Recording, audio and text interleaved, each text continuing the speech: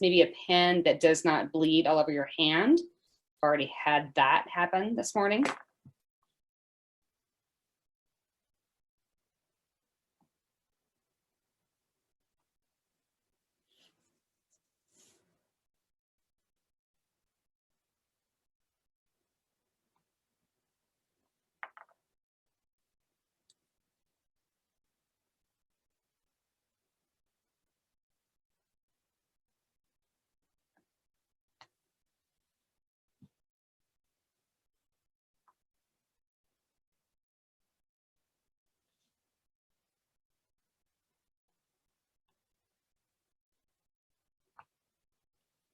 Welcome for those of you just joining us. We're going to rock and roll in about a minute.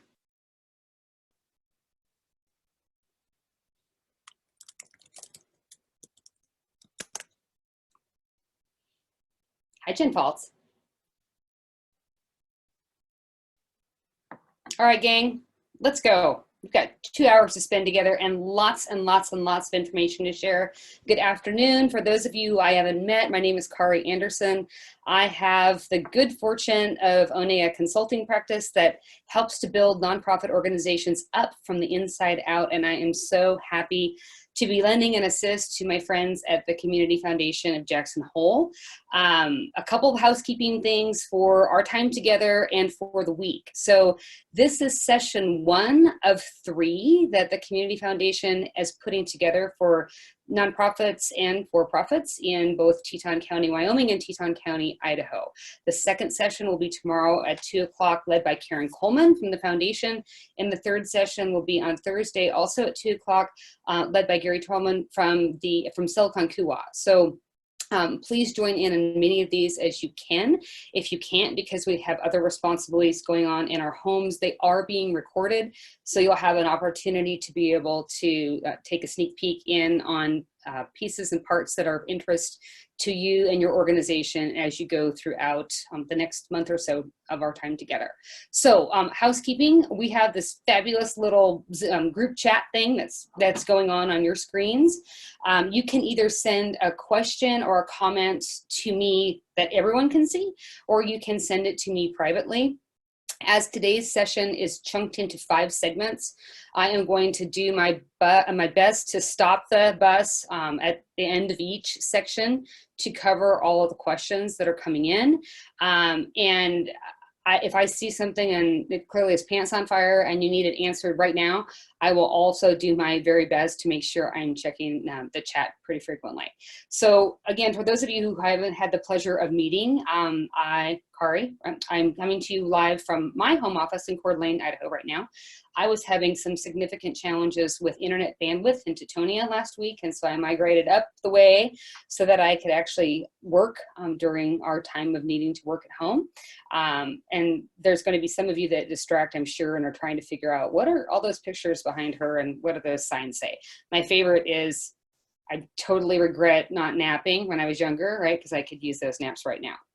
So I have had the good fortune of working in this sector either as an executive director or a fundraiser for about 25 years. I consult now, and I've been through a couple of hiccups in our economy before, certainly nothing like this. And there certainly are continuities, right? There are pieces that are always consistent when we go through times of crisis and change. And so today, Zach, you can go ahead and forward to the next slide, please. We are going to be talking through these things. We are going to be talking through adapting strategic plans, canceling and postponing events, engaging donors, leveraging any extra time you have. Some of you are chuckling really hard right now because I've heard from you and you're pulling 10 and 12 and 15-hour days, and some of you really do have some extra time at home. And then we're going to talk about how we take care of ourselves and each other during this, because we can't run a business unless we're actually handling this. So really quickly, I'm not sure that you guys can throw up your hands, but I would love to hear from some of you in the chat. If you've had angst in these following areas, you can either nod or you can throw me a thumbs up in the chat. Anyone had to cancel events and it's making you have an ulcer? had one, right? I had to cancel, and it's making me twitch still, trying to figure it out. Anyone struggling about not being able to meet face-to-face with donors? I mean, I'm a people person. I love being able to meet with people, and I've had to embrace tech more, and it's rough, you know, and I'm getting better at it. I don't have a fancy screen behind me, but I'm getting better at it. Is anyone having kind of this push-pull about when you're supposed to ask for money again? Oh, you guys have it handled. Excellent. Okay, there we go. There, no, all right. Truths, right? Does anyone kind of wonder, well, what am I supposed to be doing with this extra time if I can't meet with donors? Maybe, right? And is anyone struggling taking care of themselves? I've been seeing this meme wander around about the Corona 15, which gives me horrible flashbacks to my freshman year in college, I will say. But I'm then hearing seriously about folks that are really struggling about, how am I supposed to support my staff right now? How am I supposed to structure my time? How am I supposed to make sure that I'm getting enough sleep? Hey, I never used to have a sleep issue, and now I'm waking up. Margaret, yes, I'm still super busy too. So we're going to handle all those pieces today. And my overarching goal for you, and thus far it's been working on other calls that I've led, is that you'll actually come out of here with some very concrete and actionable pieces that can help give you some sort of control. Because I think that's the thing that we're all really struggling with right now, is our former paradigm has absolutely changed, and we need something that we can latch onto in order to be able to move things forward. Zach, you can go ahead and next slide, please. Thank you. Oh, and you get to return a couple times. This is where Zach is finding out. You can hit like 2 more times. Zach is finding out that I'm not the person who should do my slides. There we go. Okay, so I've talked about this with a couple of you offline on the phone, and this is a piece that bears repeating, I think, in every conversation that I have, and that is, we always have to address where we're at in terms of hierarchy of values. And some of this might be familiar for folks and some of it might not be. So let me go ahead and walk you through this. So the first things first is we have to take care of ourselves.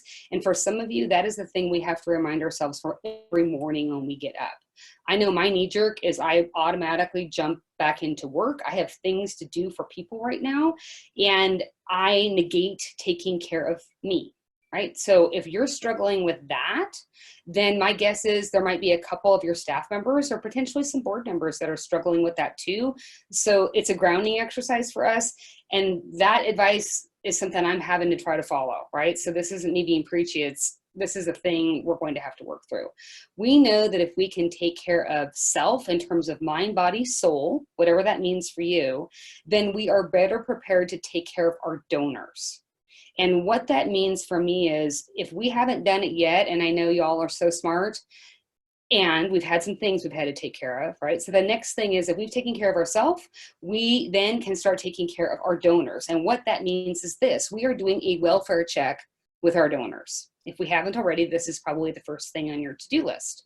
And the welfare check is, how is their health, right? Are they safe? What does their security look like right now? This is the chance to truly and authentically practice your donor stewardship. Because 9 times out of 10, when we're on that call with them, and yes, it involves the phone, right? This isn't the time to send an email or a text unless you have a dear relationship with them, and that's how you know that they're supposed to communicate. People want to hear from people right now. And in that conversation, 9 times out of 10, that same donor is saying, hey, Christy, how are things going for you? Hey, Dan, how are things going for you? What's going on at your nonprofit? And then you are able to tell them, but only if we have a message that's been crafted, right? We'll get there in a second. If we take care of you, right, as self and your staff and board, if we take care of donors, then we can actually legitimately take care of organization. And what that means is the spirit and the morale of the organization, which I think if all of us are really being honest with each other, we've all taken hits on those pieces. If we take care of spirit and morale, then we can take care of net revenues for the organization. So that's the hierarchy of values that is the grounding exercise for us. And here we go. I've got a black cat on my desk that very soon may be joining us. His name is Rouse. Just wanted to give everyone a heads up in case he decides to join the picture. Zach, you can go ahead and punch it to the next slide, please. So I mentioned, hey, we better have a story to tell. I'm going to guess that many of you have been had a story or stories that have evolved since this started to manifest for us the end of February. And so I think the challenge every week for us now is to be prepping your current COVID-19 story. And what that means is, what are you experiencing from a first degree, second degree impact? And really quickly, just a description of what those are. So first degree impact, those would be our businesses that are serving what I would call our front lines right now. So those that are in healthcare, those that are in food shortage, those that are in emergency housing, those that are in education. That is not to say that the rest of us haven't been impacted, but if you are on frontline and having to serve so many new clients, you're getting hit differently than those of us that are secondary impact. Secondary impact could be, and is not limited to, arts, right? I mean, we're getting hammered right now. Museums, a zoo, right? The library. There are so many other places where we are significantly impacted because people can't come and see us or participate in the program, and we're not delivering frontline services.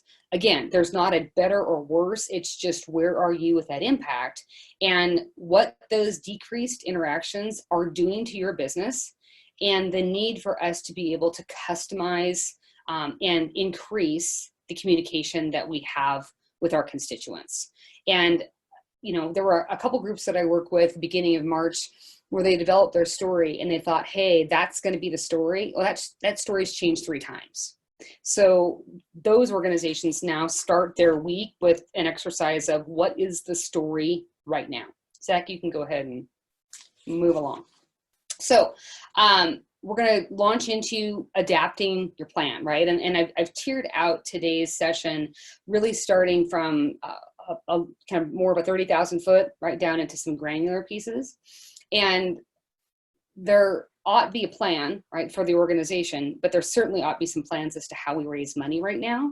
And this is how we would start to look at, if I were in your shoes, as you know, having a business that was a nonprofit entity, about how we would start to look at adapting a plan. So there's a couple pieces I think here that are really important.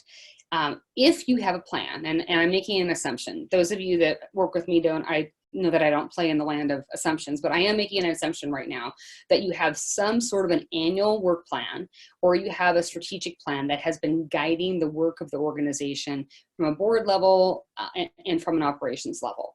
And the big deal right now is we have to be able to take a peek at that plan in its current form and really be doing some thinking from a couple different lenses.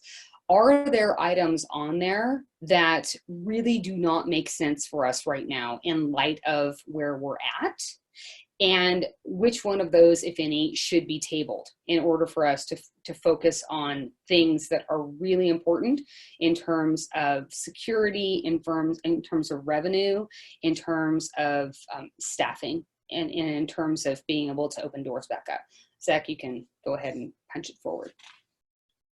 So this is the litmus test, right? If I were in your shoes, that I'd be looking at.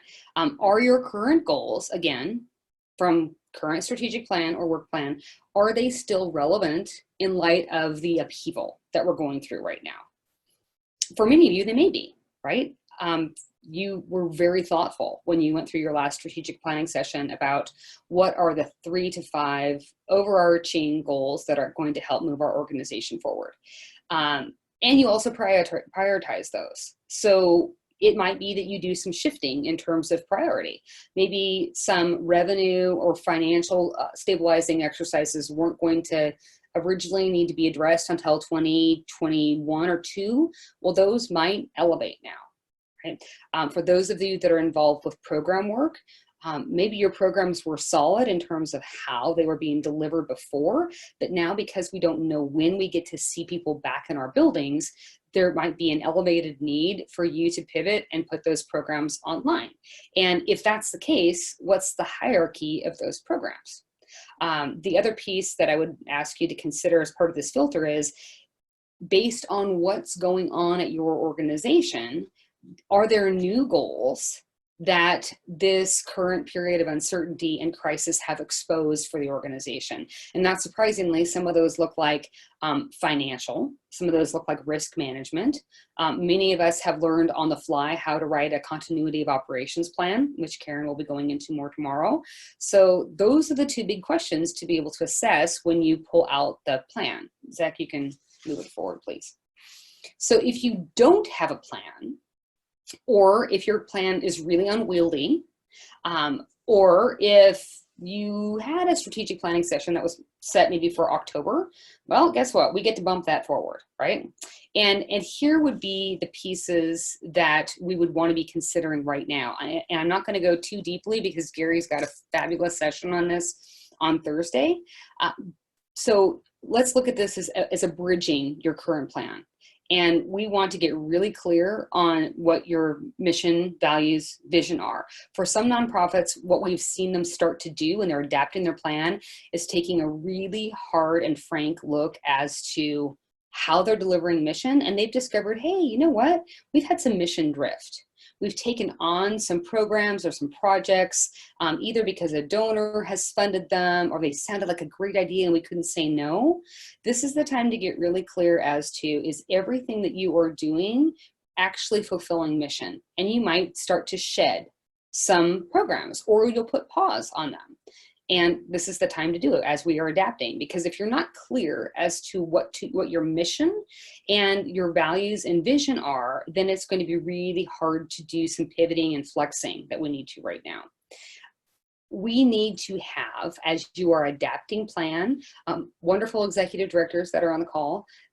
This isn't your decision alone, right? This is going to have to involve your staff, and this is going to have to involve your board and your staff in particular, if they are charged with making some of these programmatic adjustments. They ought to be part of this conversation, and they certainly ought to be part of how we go deliver and how we set these up, because they're then, they're responsible for implementing this. So that buy-in piece at the front end is going to be really important.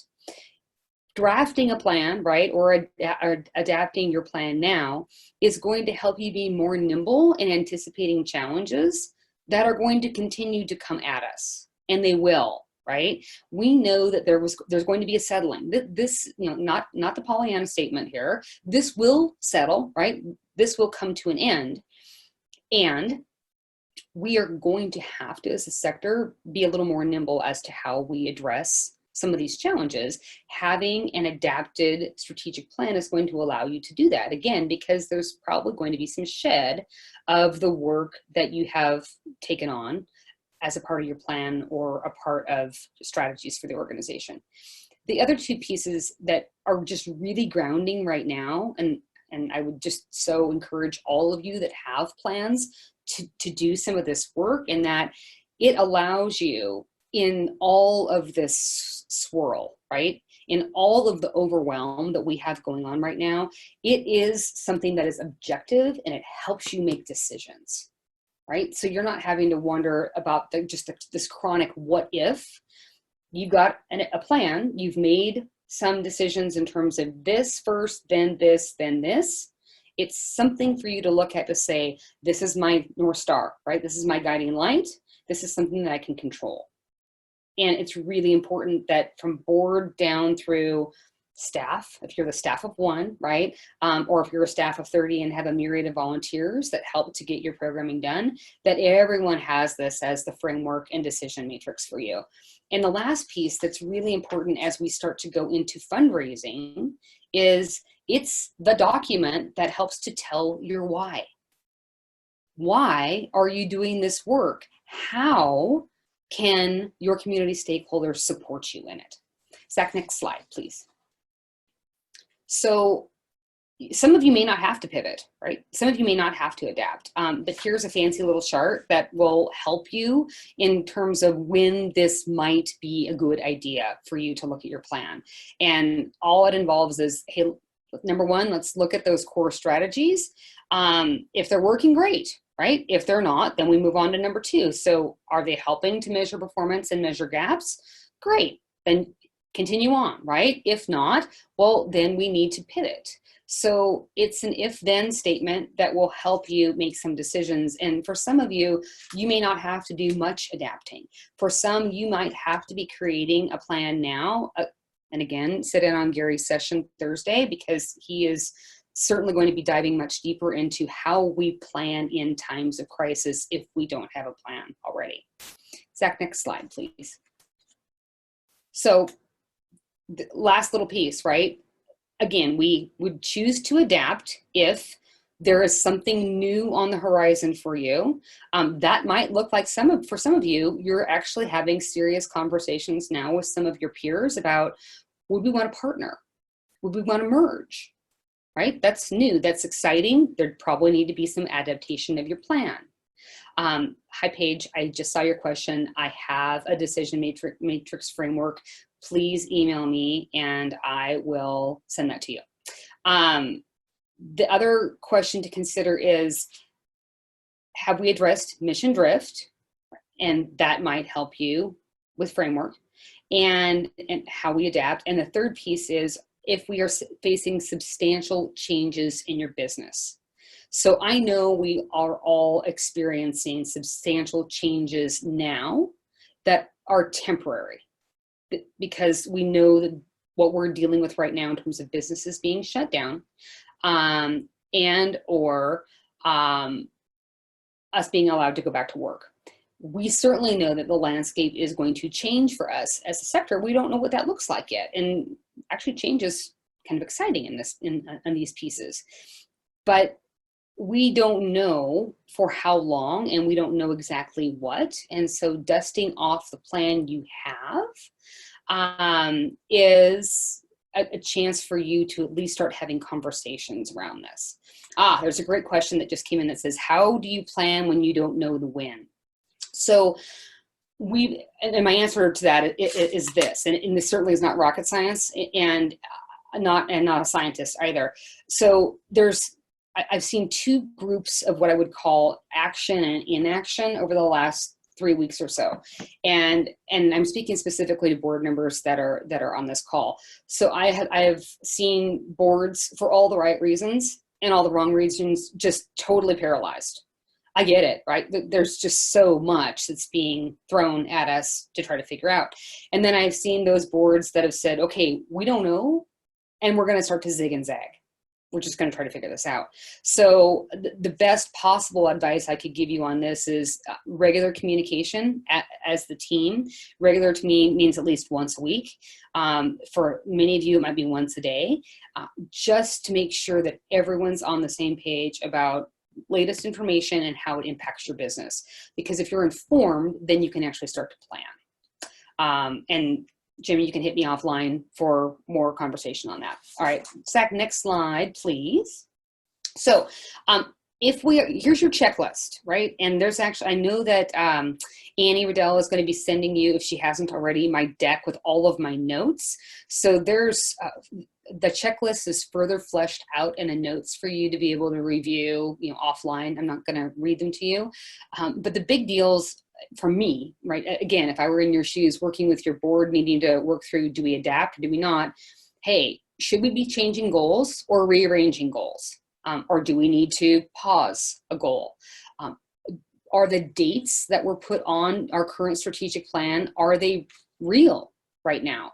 Or do those need to be adjusted in light of what we're having, service interruptions, restricted cash flow, we don't have staff that are online to be able to do the work, whatever those reasons might be. Do we need to adjust some timelines? Is the overall time frame of your strategic plan going to be impacted? Quite possibly. So again, let's discuss what this is bumped out to, or do we need to put a firmer date on it that is closer to the end of the year? Deadline modification for any of the specific tactics or strategies that were in your goal. Whom is staffing this plan? We may have had to lay off staff. We may have had to furlough staff. We may not be able to deliver on all of the pieces because of remote work. So we need to address how the plan is being staffed. Certainly, if there has been a shift in focus, then we need to address that. There may be I'm thinking of a couple of school districts that I work with, and they have had to take on some programs that aren't normally part of their purview. The one I can think of immediately is Spokane School District in Eastern Washington is providing childcare for all of our first responders in Eastern Washington. That's not normally part of what they do, but they have determined that that is a really important community need, and so their organization focus has shifted, right? So far has their strategic plan. And the last piece that I would just encourage you to do, if you have decided that some adaptation to your plan is important, so start making some notes about key learnings about your organization right now.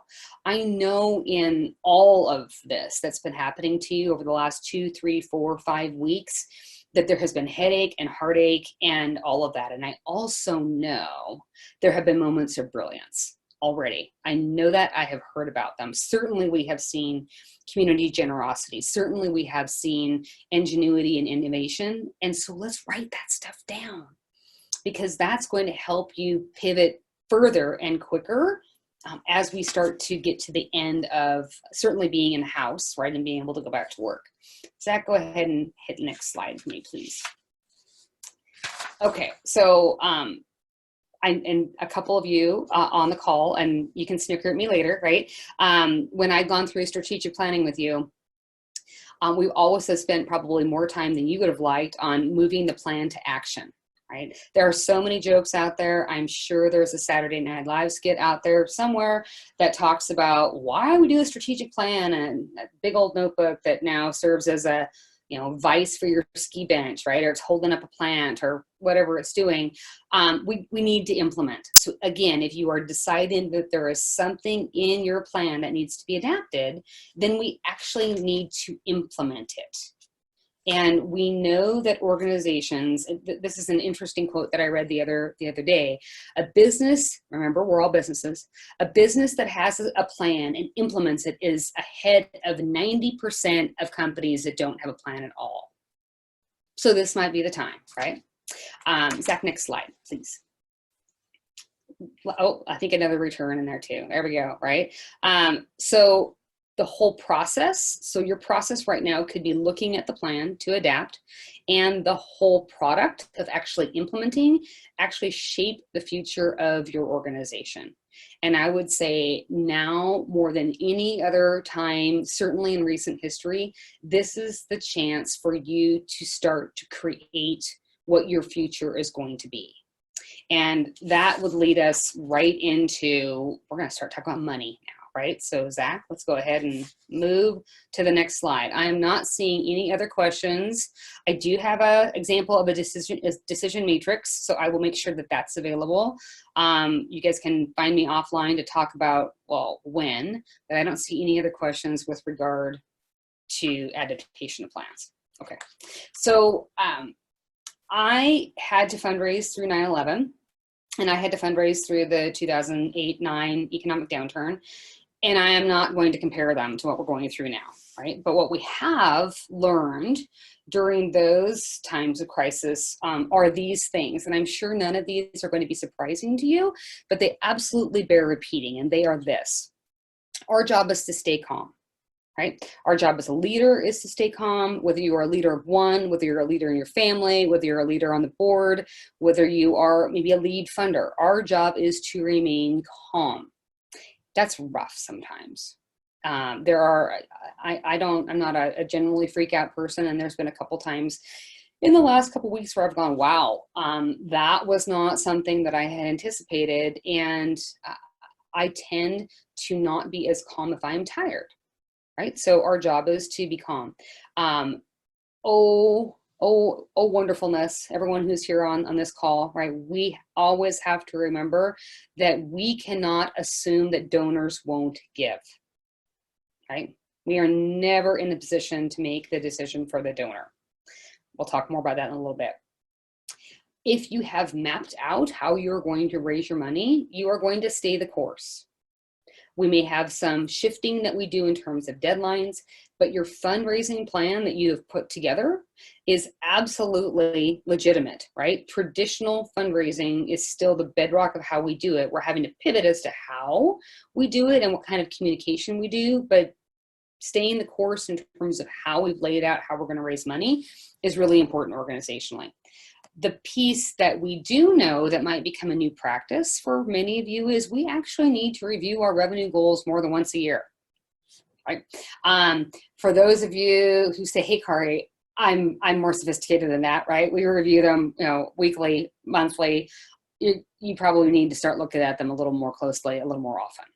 Again, right? Because we have a shifting landscape and we need to make sure that everyone who's responsible for the organization, and remember our board members are, legal and fiduciary stewards of our organization, they need to know what's going on with your revenue goals and where we're going to be at in terms of meeting them, because that's going to help them with some course correction in terms of programming, right? Reserves, all those other financial pieces they have to be a part of.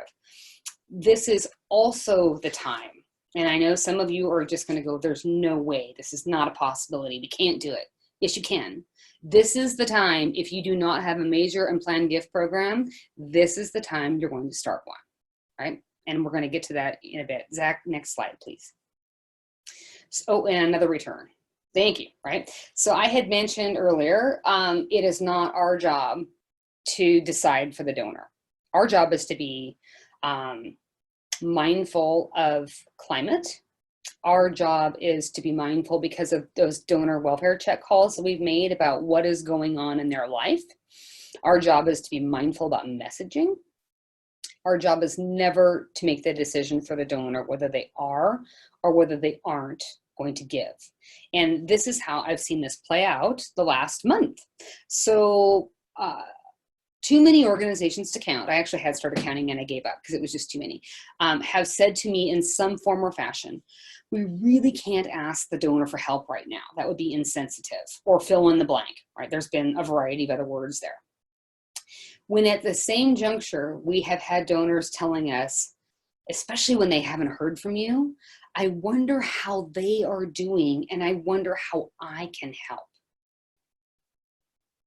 It's a big deal, right? It's a powerful message. And I'll give you a real-time example of a client in Central Washington State that would be what I would call a second-tier organization right now. They're kind of on the cusp. They provide after-school athletic programs for kids in 3 counties, and they also have a large event center where they host like volleyball and basketball and lacrosse soccer tournaments.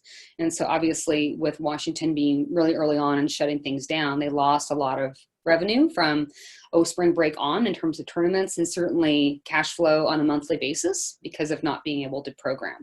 And the executive director's knee jerk was, hey, we've minded our funds well, and we have a reserve, and we're really not going to start to get nervous about how we're going to pay for things until January 2021. Well, yay, board, and yay, executive director, for being in that position. However, they're still losing money, right? This is still impacting them. They've still had to make some pragmatic decisions about what to do with staff, right? And what to do with program and deferred maintenance and some other pieces. And so he crafted a letter to send out that was very clear, 8 steps. I have a template if you guys need it, that shows what their position was, and asking specifically for a gift. And then I said, okay, put on some Kevlar, because remember, we are never going to make everyone happy. You're probably going to get some heat from this. Ideally, you're getting less heat than you're getting less folks calling to check on you. And that's exactly what happened. So he emailed me the following week and said, well, here's this nasty gram that I got from a donor. And Melanie, I will happily send you the 8-step, and I will get that to you offline. It's fancy, it's easy peasy, and it's fun to follow. So he sent this out, right? He got a nasty gram from a person, and he was brave, and he called the person to talk through it. And it turns out the nasty gram was just because this particular individual is a doctor and tired, and like the email just happened to hit right on a day that was rotten at their house. And he also got a voicemail. And again, shoulders up, call the person, talk through it. Well, that was the 2 negative experiences with that email. So in the first week, they received 57 brand new donations to the organization. And that was in addition to 127 folks that gave to them that normally contribute. And every single one of those gifts was higher than it would, right? So our job is not to make the decision. Timing, yes, that's going to be a case-by-case basis for all of you. But I just have to reinforce, we can't make that decision for the donor. We can't, right? Zach, next slide. So we are going to roll into, for those of you that have had to cancel an event, we've got some immediate steps for you to take to recoup some revenue, right? So here they are, right? First one is, if we have not called all of our attendees yet, with regard to tickets or sponsorships, we need to do that. I know many of you are smart folks on the call and you've already done that. Here's how I'd like that conversation to look instead. When you're calling them, you are of course apologizing that we're not able to get together for all of the right reasons, and that your revenue goal was $100,000 for that event. And you are so hoping that they would consider donating the price of their ticket to the organization. And this would be after you had refunded their ticket, because that's the appropriate thing to do. And then you're going to get really brave and also ask if they would consider making an additional contribution to your organization for the amount of money they may have spent that evening on auction items. Again, I mean, you still have money you need to raise. I just saw an organization in Denver that just did this, a small, scrappy little organization that has a staff and a half and a board of 8. They had a $57,000 goal for a luncheon, and they had to cancel it, and they sent out an email to everyone saying, we'd be happy to refund your ticket, and would you consider donating that? And we need to still reach $57,000 to support our women and girls, and they just posted fundraising totals of $69,000. So again, we don't ask, we don't get. The same conversation can be held with your sponsors, and I actually think your sponsors would love to hear from you on this for a couple of reasons.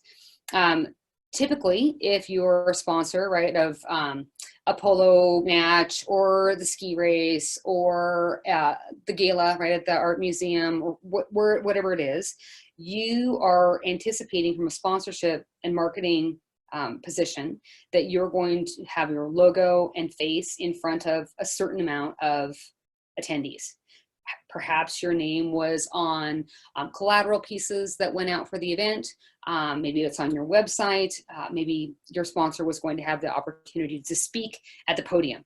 Well, instead, could we offer them the chance to be able to market their message to your entire constituent base over a longer period of time? You've got the capacity to do it, right? I'm guessing all of you have heightened social media campaigns right now. You're spending extra time sprucing up that website. You're making sure that your office is open online. And so why wouldn't we want to have a conversation with them about them continuing to invest their sponsorship and you adding more value to it for your organization? We've seen some nonprofits actually turn that one event sponsorship into an annual partnership, but it starts with the conversation. And for many of these folks, they're willing to do it. We just need to be much more kind with what that payment plan looks like. They may not be able to give you that lump sum for sponsorship right now, but they could spread it over time. And that certainly would help you in terms of cash flow. It certainly would help them in terms of being able to support you, but still being able to keep the lights on. Some of you have pivoted to virtual events. Yes, Beth, I'll hit stewardship events in a second. Some of you have moved to virtual events. I've seen quite a few of those work out great. I think it's dependent on a couple of items. One, do you have the software to actually handle the event virtually? Can invest in that. Second, who is your attendee base? And will they use that technology to engage? For those nonprofits that have answered those 2 questions, they're able to do virtual events just fine, right? Their auctioneer still, works from afar. Everyone logs in the day or night of the event. They're able to view all the items online, but you need to be able to walk through the questions of, do we have tech to support it, and will our audience engage? And if that's indeed the case, then that's a good opportunity to move to. I've talked through a little bit about the refund and donate piece. We have seen a bunch, isn't that a fancy word, a bunch of success when we look at events as the opportunity to close the gap. And what I mean by that is, let's say that you had a $100,000 event goal, and because you've gone through your attendee list and you've talked to attendees and most have donated and you've talked to your sponsors, maybe you've got $20,000 that is left in terms of that gap. So I would be looking at potential donors to target to say, George, it's Kari Anderson calling from XYZ nonprofit. You have been an amazingly generous supporter of ours in the past, and I'm reaching out to you for you to consider making a gift to close the gap for the organization's gala goal. Right? What's the worst they're going to say? No. Oftentimes they give more, and they feel honored to do it because, again, you talk to them. You can still conduct a special appeal online via mail. Sometimes a special appeal is separate from what your gala goal or your event goal was, but you absolutely can conduct that virtually. They can either go to your website and give, or they can give via mail. And then this is the gauntlet that I throw down with all of you. For those of you that I've known and worked with, I am an unabashed fan of special events. I love them, love them, love them for so many reasons. And never mind the education piece and never mind marketing. They are this fabulous pipeline for you to be able to have as new donors, or at least people that have come to support your cause, but then we can convert them to becoming annual donors for our organization. And so I'm never going to tell you, do not have a special event. There are some things we are going to have to consider moving forward, in that we don't know when we're going to be able to gather people together again in large groups. We also don't know what our donors' threshold of being in large group is going to be. And so you're always going to have an event on your calendar, but I want you to commit to actually leaning into major gifts and planned giving. And ideally that there would be a pretty seismic shift for you this next year, that perhaps you see an uptick in 25% of what would be major and planned giving. And that's not to throw the event out with the bathwater. It's, we want to be able to shift so that you've got some diversified revenues. So Beth had a question, and that was, hey, so what do we do about canceled stewardship events? We all have to just get really comfortable being back on the phone. I think there are 3 of you on the call that might be of my age group, and we used to have to function in the world of no internet and no texting and no cell phones. We actually had to call folks, and yes, right, we used to have to do this. So we now have to steward on the phone.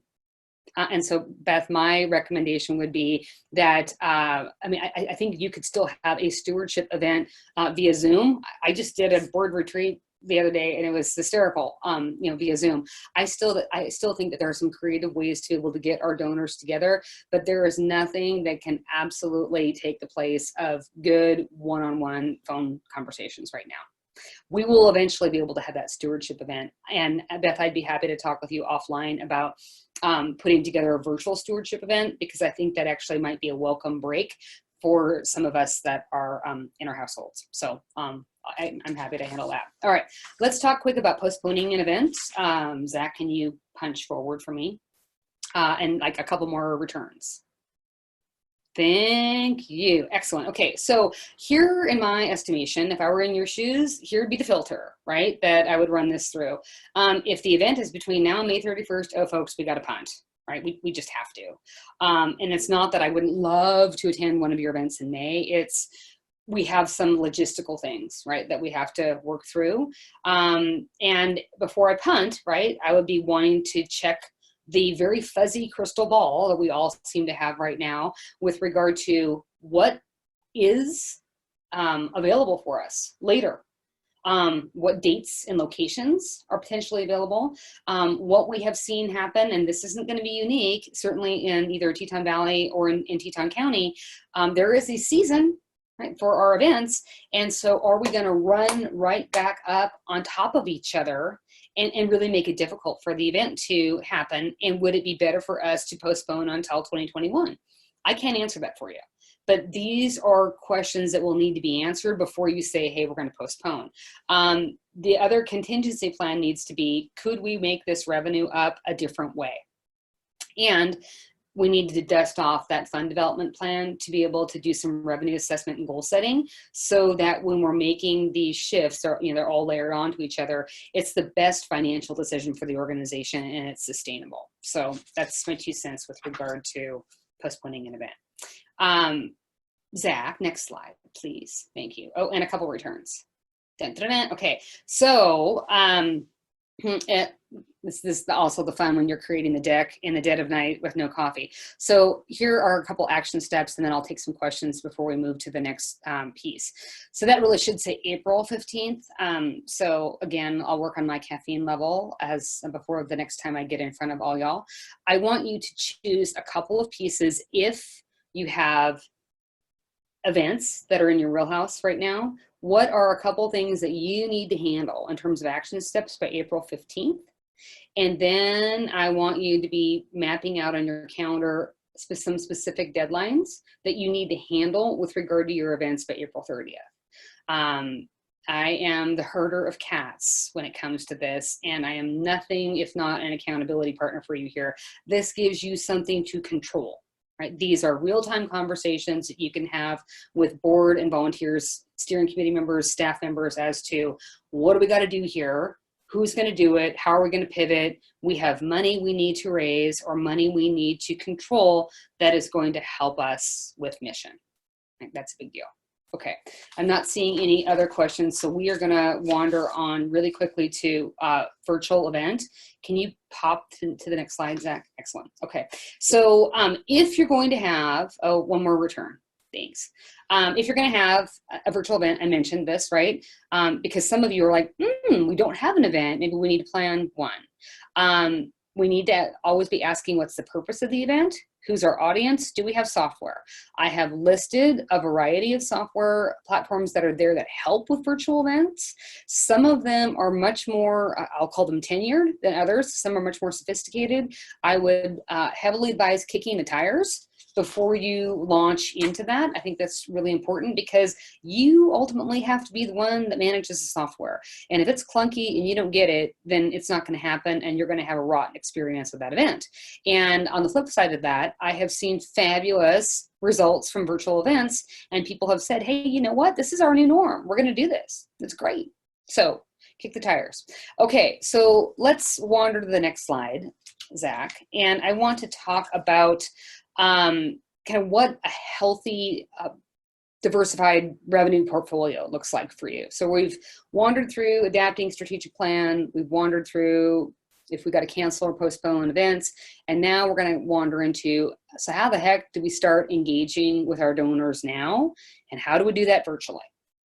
So in the world that I come from, and this is not Narnia, right? This is best practice nonprofit fundraising.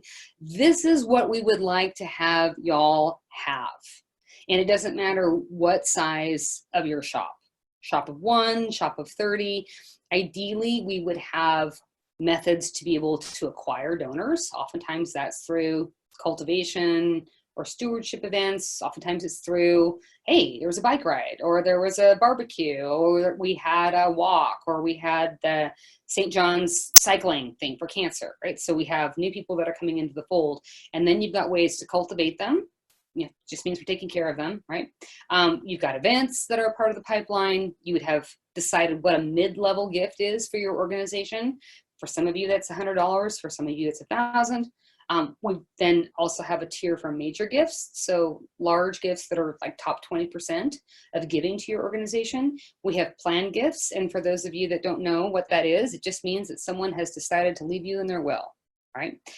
They have planned a bequest for you, and we don't count that as a part of your revenue for anticipated revenues for the year for all the right reasons.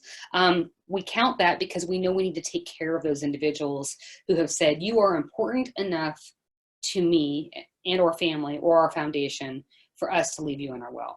And then sometimes there are capital gifts, and capital gifts aren't just when you are buying land to put a new building on, or when you are building a building. Capital gifts could be a new Zamboni at the ice rink, right? Capital gift for Teton Valley Trails and Pathways could be a new snowcat for their groomers for the trails. A capital gift could be a snowblower for Teton Adaptive Sports, right? So capital gifts involve the spending of capital to actually purchase a thing. So this is a great time for you all to be thinking about, what does healthy look like for your organization? Because it's part of your plan to help start to pivot your organization and move that way. Zach, next slide. Okay, I think it was, if I'm looking back in chat, I'm gonna hope I don't trash my screen right now.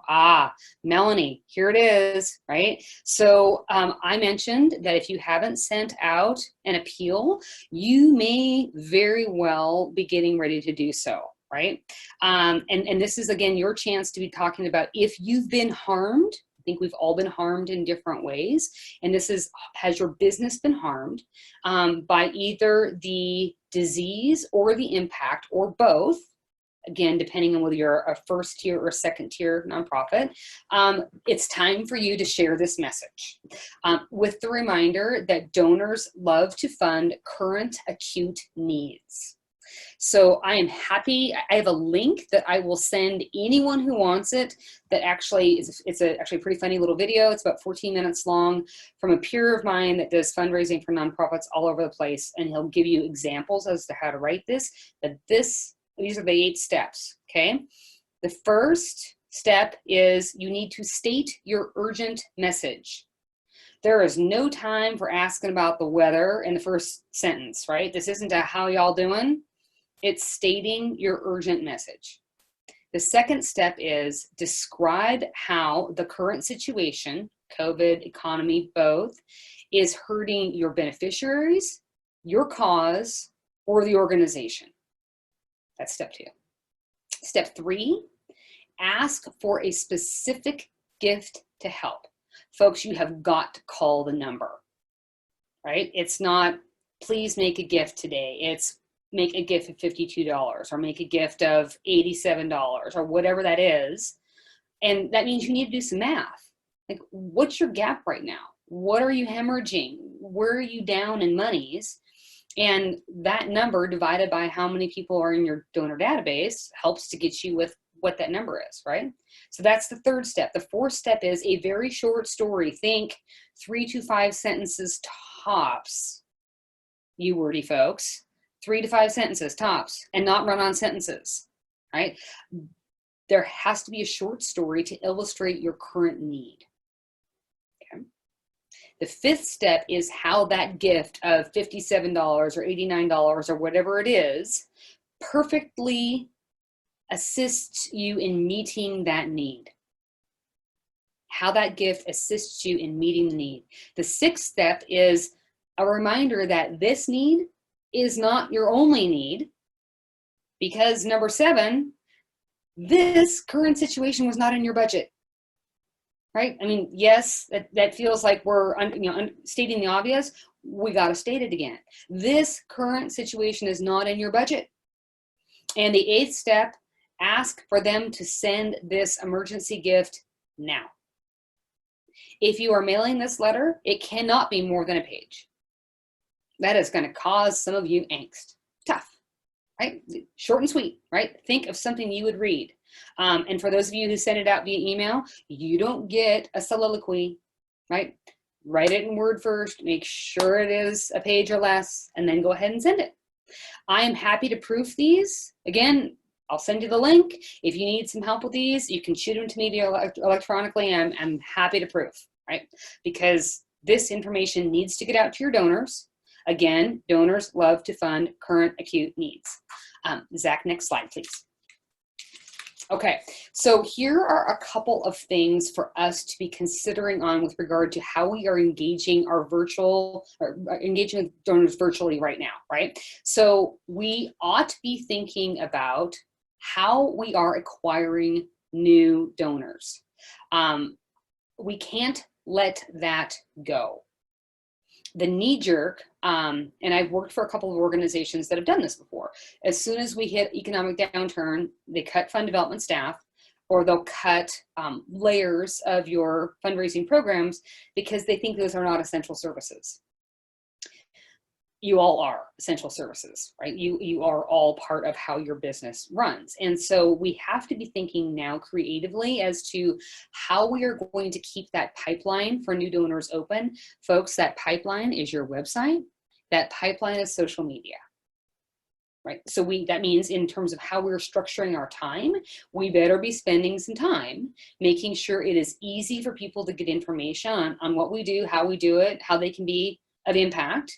And we better make sure it's easy for them to give, because that is your acquisition portal right now. This isn't about you spending money on lists or a full-fledged donor acquisition program. This is about utilizing tools that you have to make sure your message is being heard, right?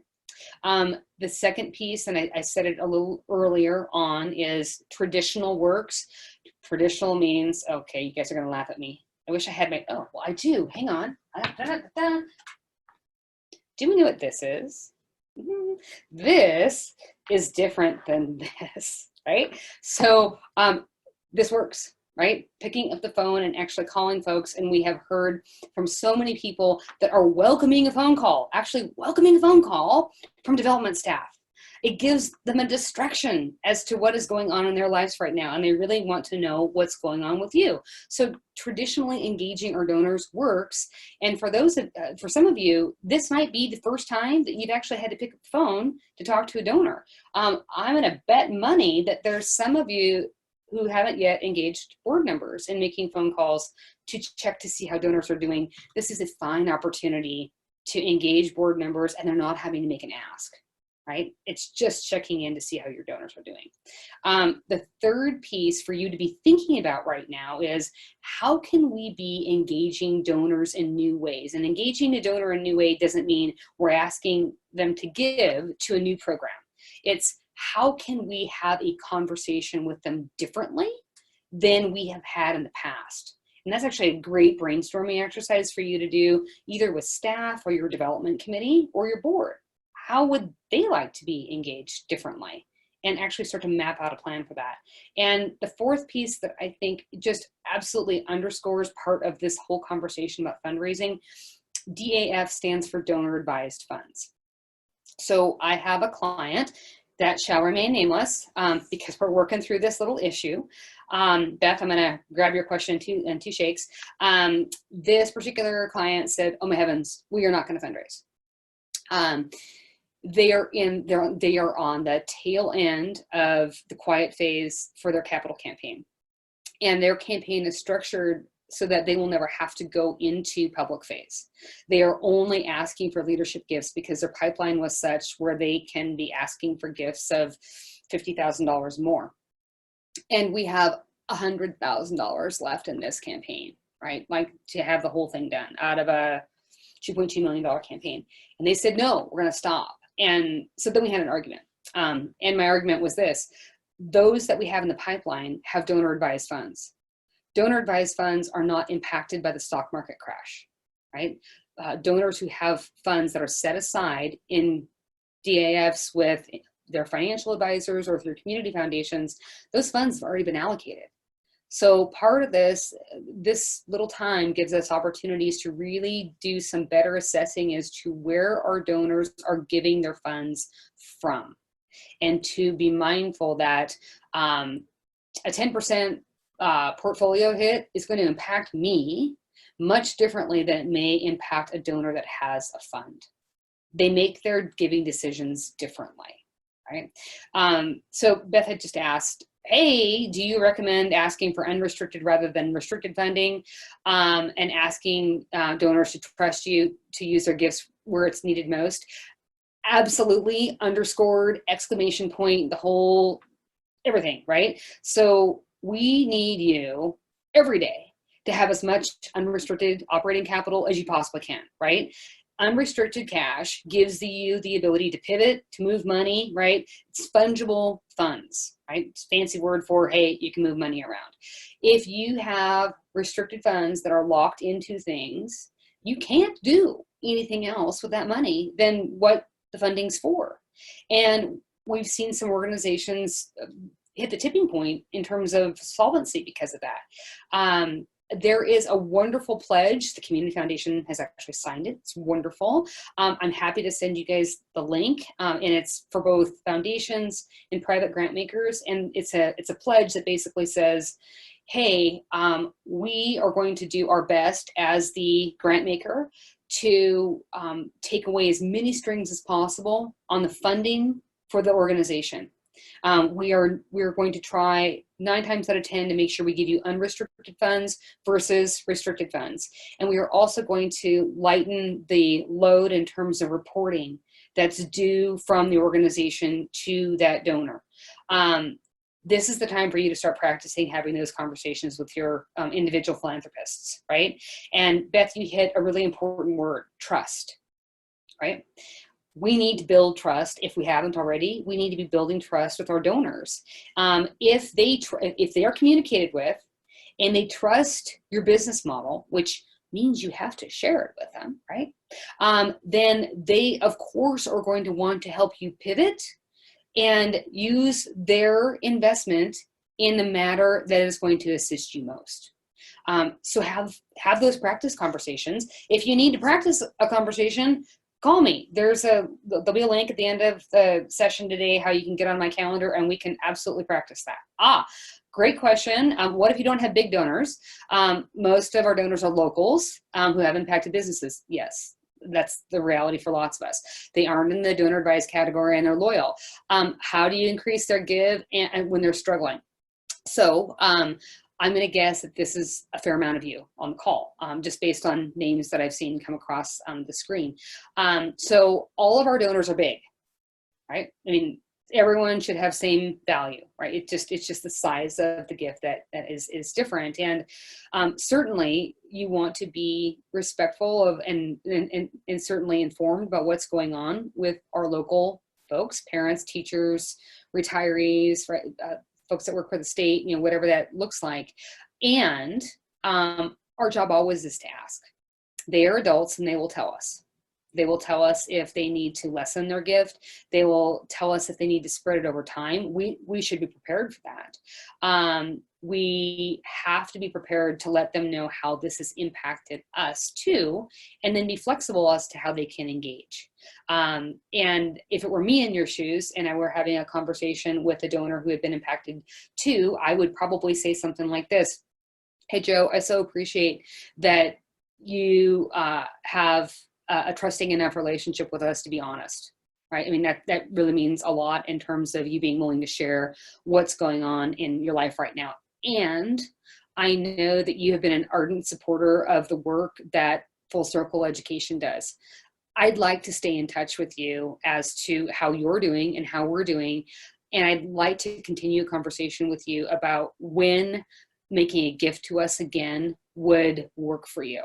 Can I follow back up with you in 6 weeks?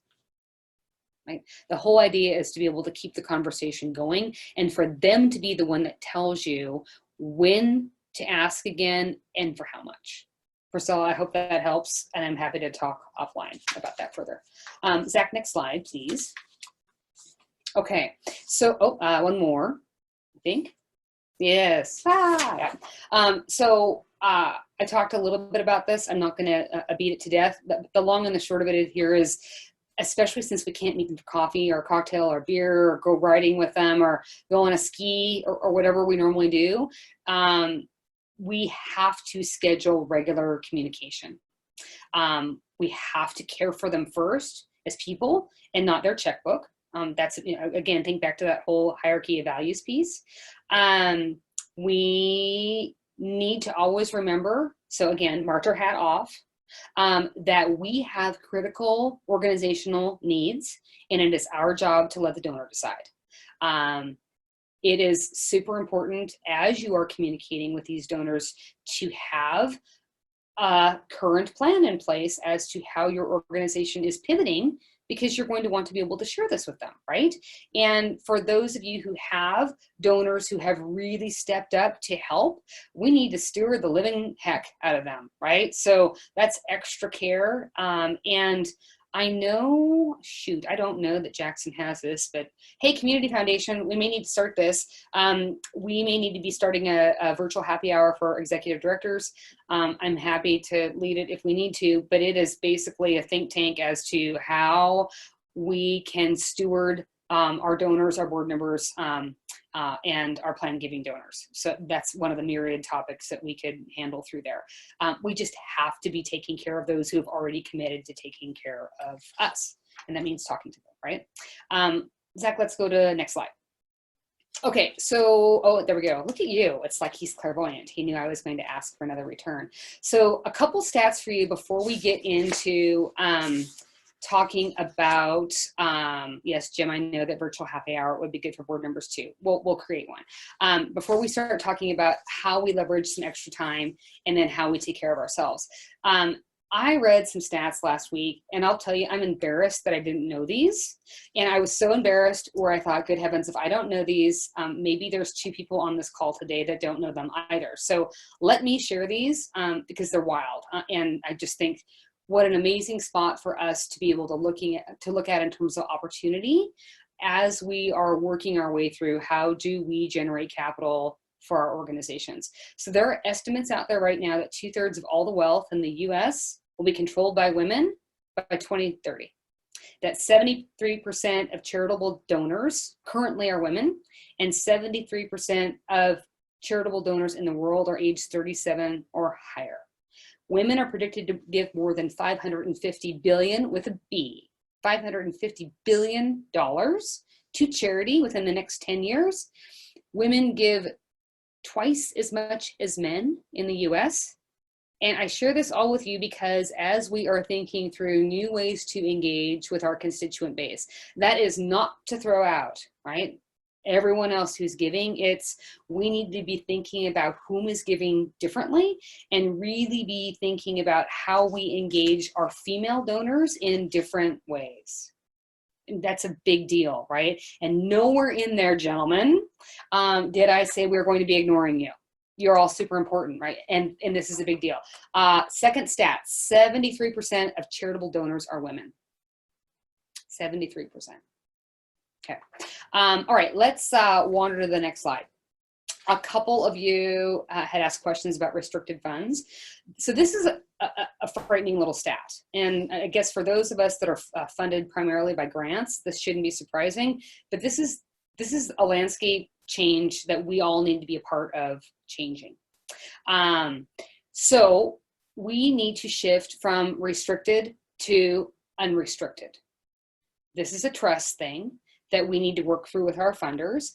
We want to make sure that we are trusted enough by those who invest in us, whether it's a grant maker or whether it's a philanthropist or a corporation, that we have demonstrated that we are clearly able to navigate our own ship and they don't need to tie restrictions to funding. That's a big deal. Zach, next slide, please. Another issue that we're going to have to sort through is access to working capital. So, what I mean by that is we tend to have a formula, and the formula has worked for a long time as to how we raise money. Oh, we have events, right? We have grants, maybe we have some federal funding. Oh, we do earned income, or maybe we have, a big gala, right?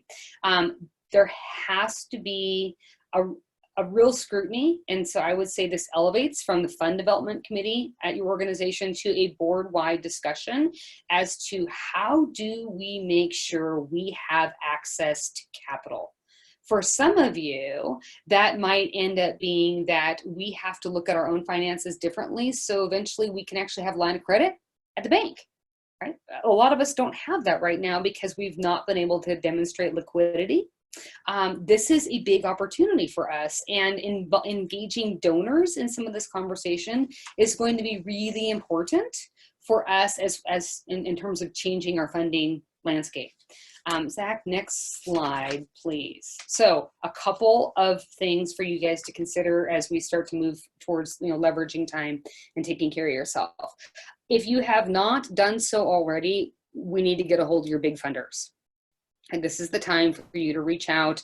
I've got a client that is heavily funded by the Packard Foundation in California and by the Walton Foundation, and they needed to have some pretty serious conversations with those two entities about shifting from restricted to unrestricted. Otherwise, they probably would have needed to close the nonprofit.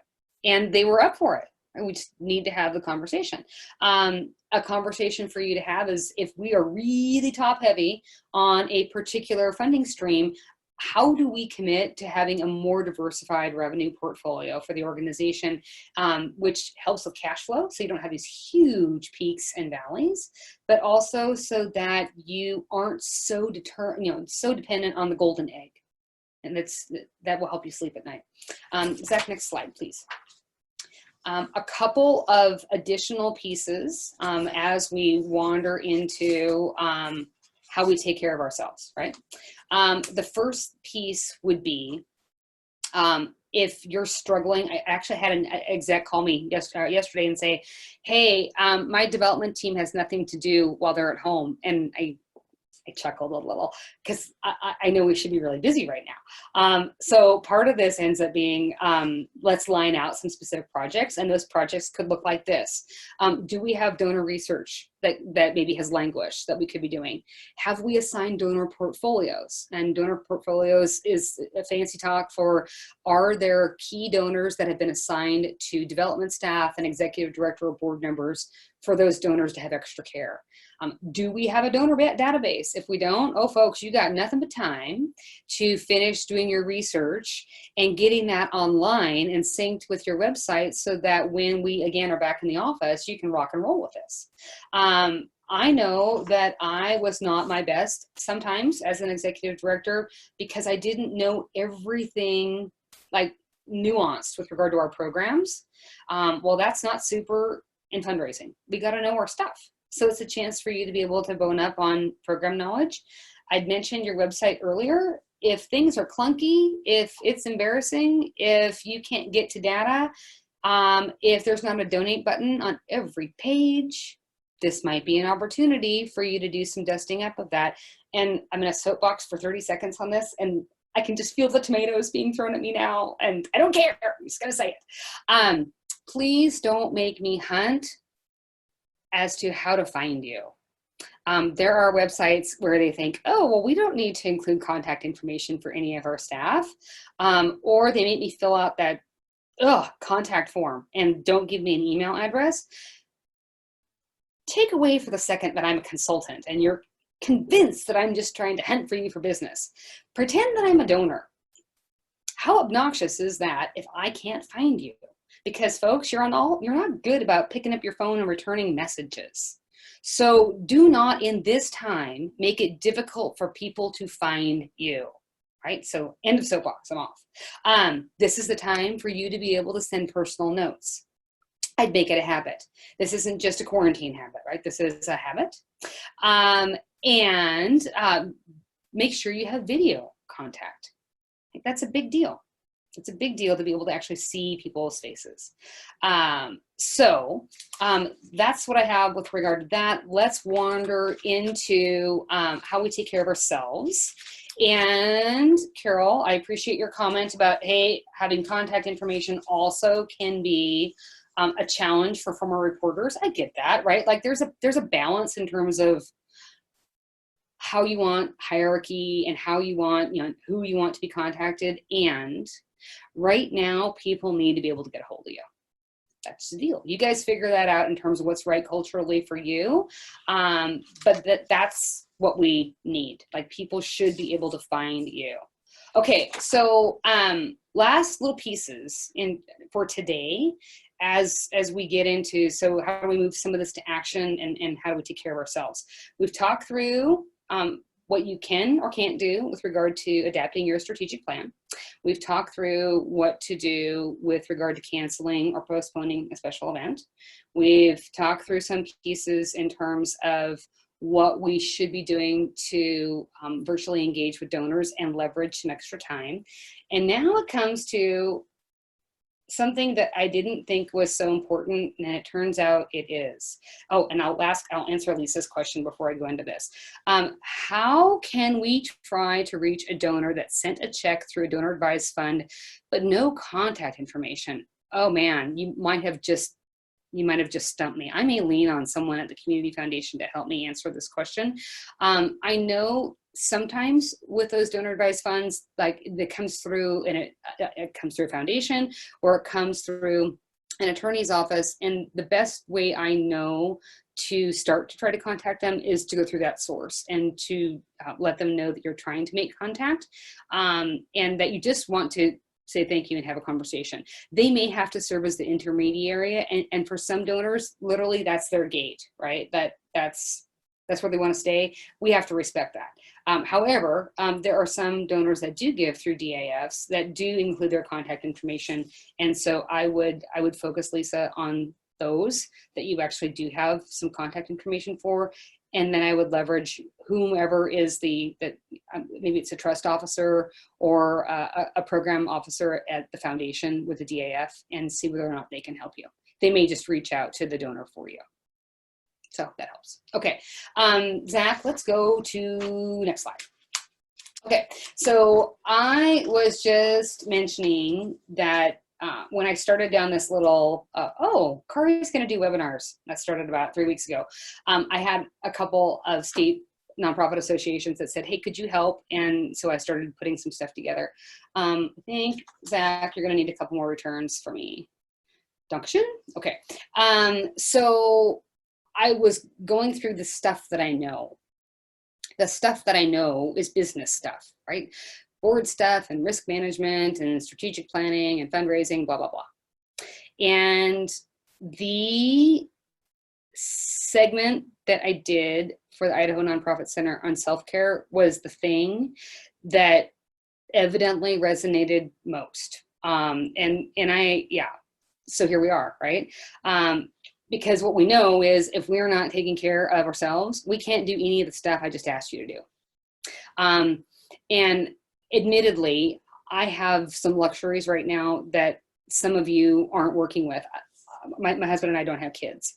I've had a home office for 5 years. I'm not having to share space. I'm not having to share bandwidth. I'm not having to homeschool. I'm not having to do the things that so many of you are being charged with doing every day. And I can't say thank you enough, and I certainly can't be humble enough in terms of trying to understand what you guys are going through. But this resonated with folks, and so that's how we're going to start, because evidently this is giving some folks calm in order to be able to do your things. So unabashed type A controlling individual right here waving at you, also firstborn, so this layers right in. The routine thing is a big thing, and I am not going to be bossy pants and tell you what routine looks like at your house, but I do know that having a regular sleep schedule, having a work schedule, but having variety in that, and you taking time in that schedule to actually do the things that allow you to take care of yourself are super important. And so again, I'll bust on myself with this. So I know that I need to go out and exercise or walk every day. And my knee jerk is always for that to be at the end of the day. And I have changed that up. I have made it, I went on a walk right before I hopped on the line with you guys. Because I want to see daylight, right, when I'm outside. So whatever your self-care piece, it literally needs to be scheduled in your day. Otherwise, for many of you, that won't get done because of everything that I mentioned before that's going on in your households. Zach, next slide, please. And this is, again, where I'll fill the tomatoes. I think there's a couple of returns in there. There we go, right? So dress up, people. Dress up. I'm not telling you to suit up, all right? I'm not telling you that it can't be business, on the top and party on the bottom. I think there's a meme going around right now or something on the news where it's saying, are you wearing pants? Well, yes, I'm wearing pants. and dress up already. So there's research and there's studies out there that say, hey, if you get ready for work, you're going to deliver the goods differently. And so for me, I'm just saying, dress for what you want. Like, I still have business that I have to do. You still have donors that you need to interact with. Yes, your board members are on a different plane of what's going on now too, but they're still your bosses. So dress up already. Figure out what that means. Take a shower. I know that just sounds ridiculous for some of you, but it's a big deal because we're still going to work. It's a part of how we put structure together so that you can be successful. Bright colors are a thing. Again, not a therapist, not trained by one. My bright color today is my lipstick, right? I mean, whatever that is for you, it certainly helps to elevate mood and put you in a different space to get your work done. Whatever work is, work might be 2 hours. That's okay, right? That's what your schedule is. You've had conversations with your people as to what the outcomes are, not the activity, the outcomes, and then you're able to schedule. Zach, next slide, please. So I don't know what the weather's doing in Jackson or in Teton Valley right now. I know what it was doing Saturday. We have been blessed up here with a week of unseasonably warm weather and sunshine. So I am enjoying this. So I've taken workout outside. Ideally, right, it's 30 minutes. Yeah, Karen's saying, it's beautiful, go outside, people. I'll try to get done before 4 o'clock so you can go outside. And for those of you who can't support your local gym right now, as many of us can't because they're closed, I'm sure we all know that there's free content that many of those fitness facilities and or our friends have generated on YouTube or Facebook or Instagram. Those of you who know me know I'm an old ski racer, and a gentleman I used to race with, his name was Doug Lewis. Dougie is a commentator now for NBC News, and he also runs a youth sports program, and he had a video this morning. Today was his squat day, and he's blocked off space in his garage, and he's to put tape marks out, and so he was doing 10 different kinds of squats with 10 different implements. So he was using water jugs, he was using a Home Depot bucket, and he's also squatting with his wife on his shoulders. So gave me a laugh, right? Great Comedy, but move it, right? We have to move in order for us to actually be productive.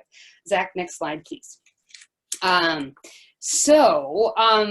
human connection piece. Oh, actually, I'm ahead of myself. Go, Zach, go. One more slide. I'm gonna have you bump. There we go. I just got a message from someone today saying, hey, I am humaned out on the screen. And so that leads us back to this, right? So the importance of being able to actually have human connection. It may be human connection in your own household, not having to do with work. It might be human connection via phone, because we're not supposed to be hanging out with folks that aren't in our immediate household. The idea would be that it's 30 minutes, and it doesn't have to be 30 minutes with one person, but 30 minutes during the day, especially if you're isolated. And that you vary the methods. And again, not a teacher, right? Not a parent, but what I have heard from my teacher friends is, parents or guardians, if you've got kids at home, we can't forget that we need to be making sure our kids have a human connection.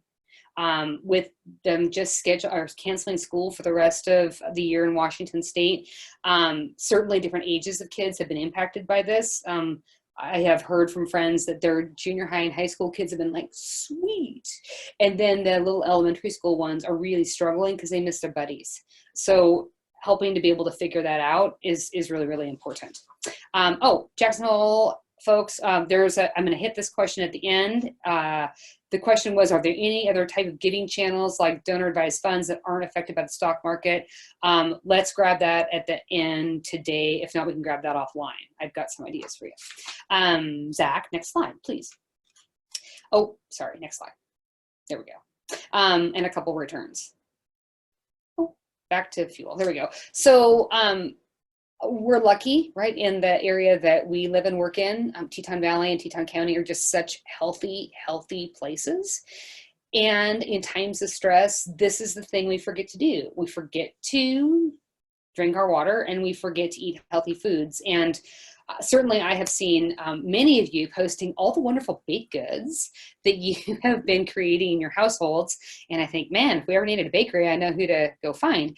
But we have this habit of not remembering that in times of stress, we really do need to be very practiced and measured about what we're putting into our bodies for energy and for spirit work. And that's the deal. I am admittedly, my water, I think, is behind me because I was afraid my cat was going to dump it.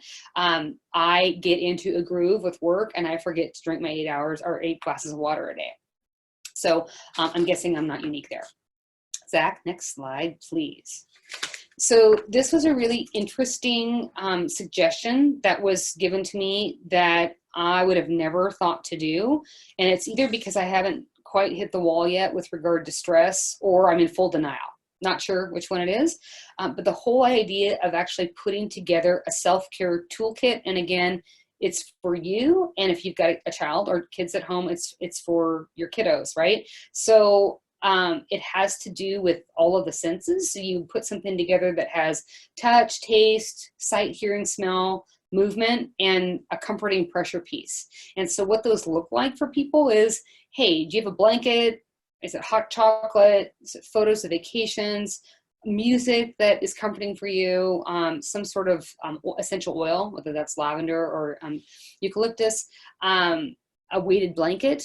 Like, those are all things that science has said and that research has said, if you are feeling anxious, that can give you comfort. And so for kids, oftentimes this ends up being a project for them. They put together a box. Sometimes it's a cardboard box and it has their favorite things in it that could look like a stuffed animal or a favorite rock or mint gum or ginger ale or maybe a frozen Starburst, things that they help to curate and cultivate to put in their box. So when they are feeling anxious, they have everything that's in our both sensory and proprioceptive to help soothe them when it's stressful. And this was new to me. I didn't know this was the thing we probably should be doing.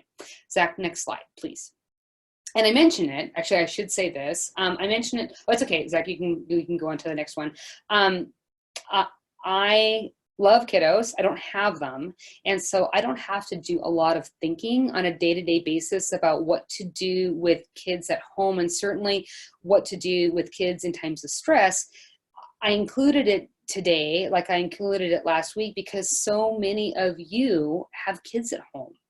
And you have to be caring for them as you're caring for yourself. If they are feeling cared for, then you are going to be able to do your work. And that's a really important piece. So what I was going to get to before this slide has also to do with quality time for kids.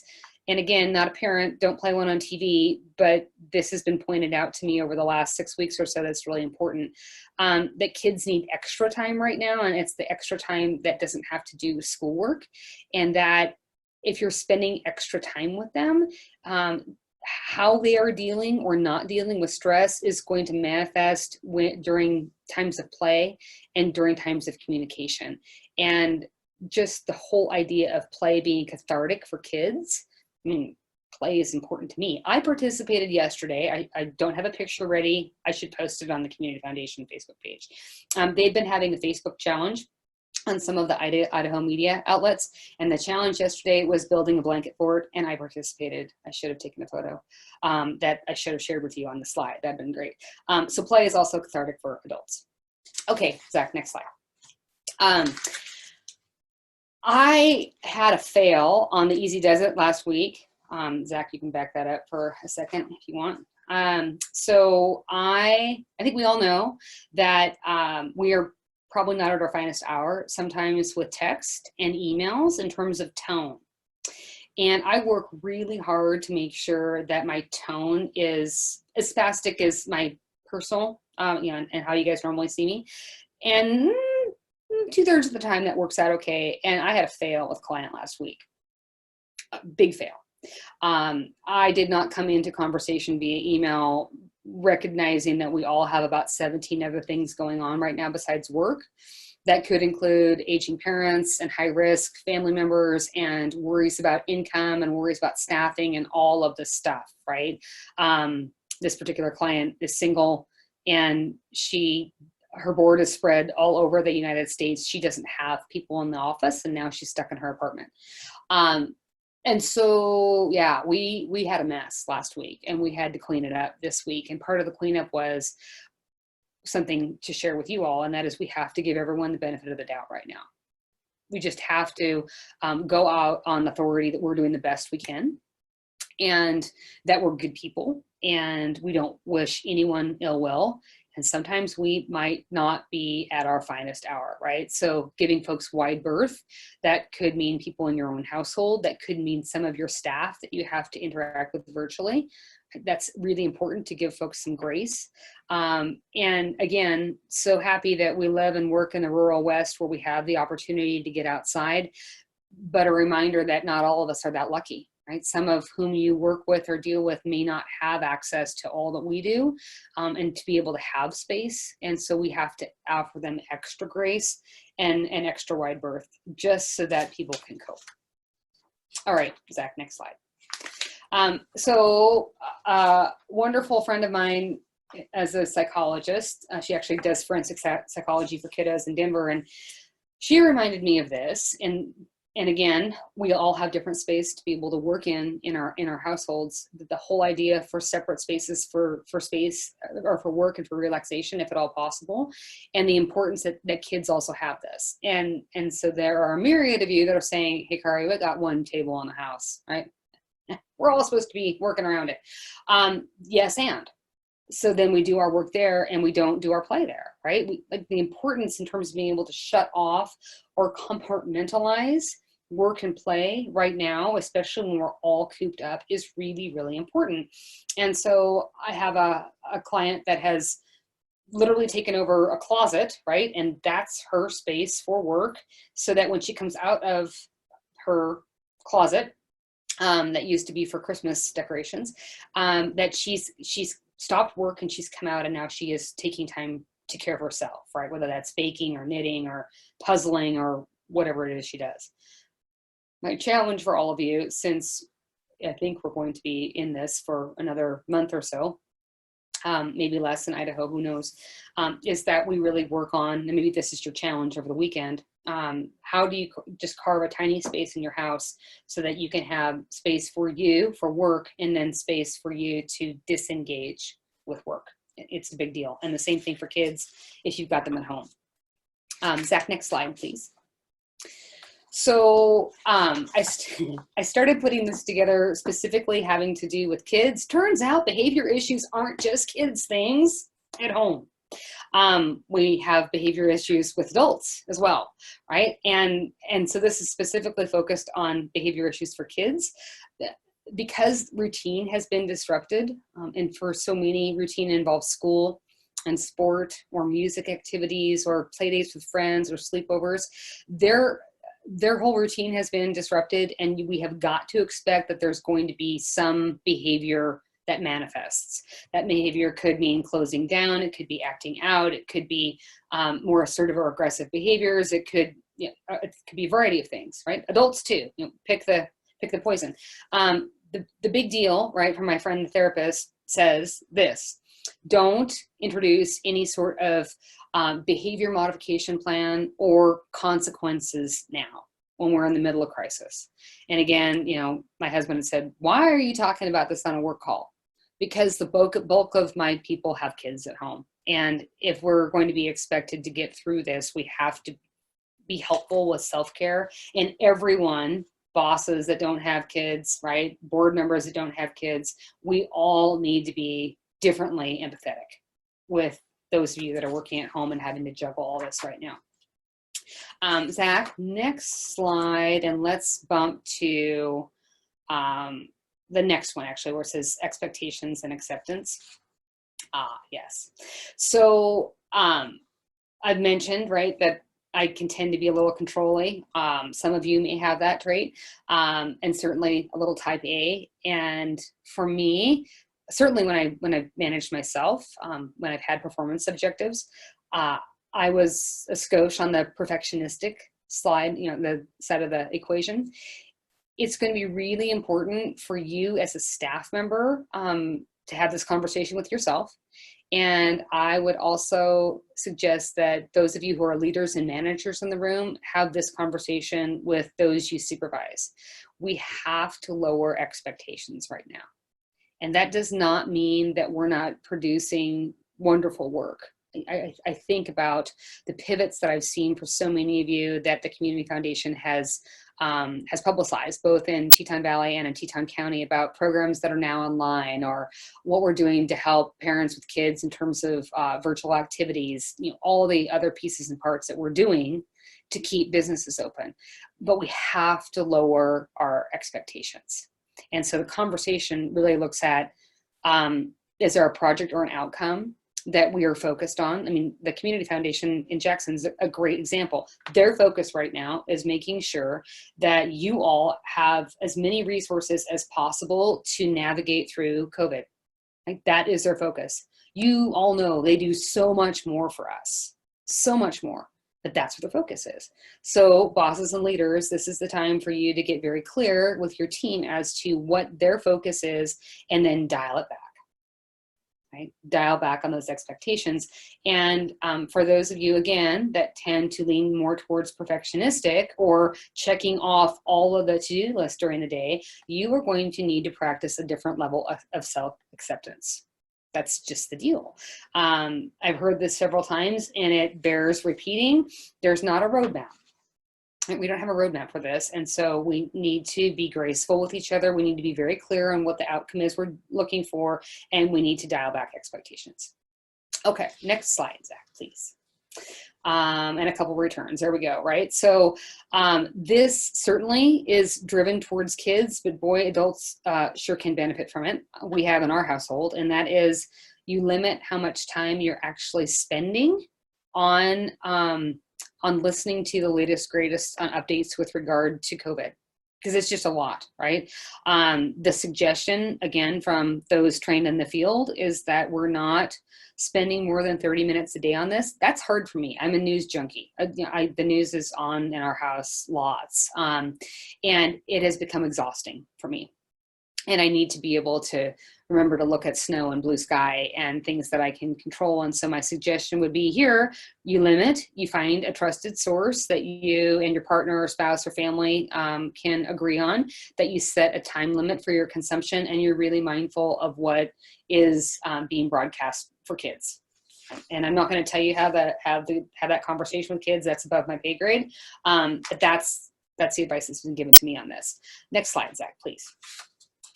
So I think we're lucky in the communities that we live in, and I've certainly seen it manifested in the 7 states that I work in. There's a phrase that Fred Rogers, as in Mr. Rogers, used to say, and I think it was highlighted in It's a Beautiful Day in the Neighborhood. So if you haven't watched it, it might be a good time to watch it, about how when there's times of chaos or times of trouble that you look to find the helpers, right? So this is the time for us to look for the helpers. And I think Buckrail and media and Jackson, and certainly media over in Driggs, have been really doing a fabulous job of this, in that we need to be paying attention to those that are doing good stuff, right? Big and small. It helps us to balance the heavy with the hopeful. And there's news every day about really fabulous things that are happening in our community to support those that are being just viscerally impacted by this, but also small wins that we all benefit from. So that's our role. I always think in this sector is for us to notice the good and also to share the good. Zach, next slide, please. So as we kind of start to getting to wrapping up and some additional questions that you guys might have, I would be remiss if I didn't remind all of us that we are supposed to reach out for help. And I know that reaching out for help just sucks sometimes. It's just not how we're wired. We're supposed to be the helpers. I think so many of us have worked through that, help is not, asking for help is not a sign of weakness, right? That's not what we are anymore. But we're so wired to get this work done that we forget to ask for help. And help looks like a variety of things. Help means reaching out to the community foundation if you don't understand something, reaching out to the SBA for a loan, reaching out to another nonprofit executive director for assistance with a problem, reaching out to your mental health provider, reaching out to your physician, whatever that help looks like. But we also know, besides us asking for it, we need to be offering it. Because we know this to be true, helping others gives us a sense of purpose. And boy, if I haven't, I lose track as to how many organizations desperately need volunteers right now, right? We're having to navigate this together as to how to volunteer in a safe way so that you feel good and safe about going to do that, and so that they can do the work. That helping others certainly helps us in times of chaos, in times of crisis. Zach, next slide, please. I'm not going to sing Janet Jackson's song to you right now because you don't want to hear me sing, but control, right, is the thing. And control isn't that you're going to latch onto something and just hold it and not do anything with it. It's we all need something that we can achieve right now, right? Something that we can actually move the needle on. And my challenge to all of you is pick something personally and pick something professionally. What's something that you can control, because it's an anchoring activity when we are in times of overwhelm. So for me, I'm not a good meditator. Christy Fox could tell you this. She's on the call. She's probably laughing hysterically right now. I can't get my brain to shut off. Just can't, won't do it, right? So practical meditation for me is tuning skis. That's what I do. My skis have never looked as good, right? I just went through 17 pairs between husband and mine, rock skis, right, to other, and they have all been, storage wax and tuning and binding work and all the stuff. So pick your thing. Pick your thing. Do you also do ski touring services? I might, Dave, that might be a new side jam I have. We'll see, right? Pick a thing at home. For some of you, it's organizing closets. I have a very type A friend in Park City who's already just ridiculously organized because he's an engineer. He has literally gone through and he has organized all these screws in his office alphabetically. I don't know that I'm going to suggest that to you, but find a thing, right? Both work and home. That's my challenge. I would love to hear back from you as to what you have glommed onto for a control piece. Christy, can I sit quietly and visualize ski tuning? I can't, but you can, I think, right? Zach, next slide, please. So long-term project, this might be a new hobby. I keep on threatening that I need to learn to knit because I was horrible at crocheting. My grandmother asked me to stop when I was in 6th grade because evidently it was not my thing. But I think maybe knitting might be a thing that I should take up. And the reason knitting, because evidently things that work left to right are calming for your brain. There's a lot of things that are left to right. Reading, some sorts of painting is left to right. If you're not a left to right person, puzzle, right? Something to keep you busy, distracted, or engaged. And Zach, you can skip the next slide because I just talked about the repetitive movement piece, but let's land on art. I think I stopped coloring when I was 3 because I was coloring outside the lines and I didn't like that as a controlling person. So you guys get to pick your art project. And again, it's because folks that are trained differently than I know that the emotional brain needs, doesn't just like, it needs creative arts. And it's a portal for the release of feelings, which right now we know in times of stress is really important. So whatever your art piece might be, I actually picked up a coloring book again and started to do some coloring in the morning while I have my coffee. And I'm practicing staying in the lines because that's a thing for me. So I don't know whether it's clay, I don't know whether it's oil, I don't know whether it's chalk, I don't know what the art piece is. Maybe it's needlepoint for some of you, but art is a big deal. And again, this harkens back to as you're structuring your day, there should be something in there for self-care for you. Art might be one of the pieces. Zach, next slide as we get close to the end. So humor, and man, there's some funny stuff online right now. Some wildly inappropriate, which is just so fun. I just can't share it right here. And some, just old school Saturday Night Live stuff and Monty Python and new stuff. Like it is just so important to have funny in the day, and not funny at the expense of, just funny because I saw that Matthew McConaughey was holding a virtual bingo tournament with a bunch of seniors all over the US, and that just made me laugh. Yeah, for a variety of reasons. So whatever you find funny, I'd be scheduling funny in every day. It just helps to counterbalance some of the out of control that we have going on. Zach, you can skip over the next slide because I talked about therapy and help a little bit. And we can go to the next, and that is a piece at a time concept. And this, I think, for those of you who have multiple folks in the household, may be a saving grace.